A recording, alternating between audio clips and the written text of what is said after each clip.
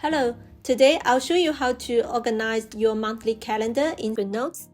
I'll be using the landscape version of our all-in-one planner so you can see everything clearly. I use my calendar for home tasks, personal appointments, and routines. One of my favorite tricks is using icon stickers for repeated tasks. It keeps the page clean and easy to read. For example, laundry every Thursday, cleaning every Saturday, grocery shopping every other Saturday. Instead of writing everything out, I just place a small icon sticker on those days. This keeps the calendar clean and easy to read.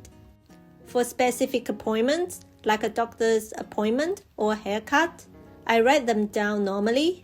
If I use stickers for everything, the page will look messy. So here's my rule.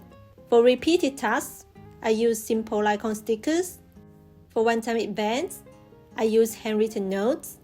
For important events, I highlight them. This keeps everything balanced and visually clear. Here's another tip. If you have a weekly routine, for example, doing Pilates class every Monday, you can draw a vertical line down all the Mondays in the month, then place a decorative sticker at the top or bottom.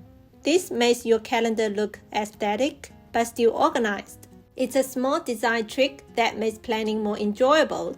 If you found this helpful, please consider subscribing. It really helps us continue making practical digital planning tutorials. Thank you so much for supporting For Little One. I'll see you in the next video.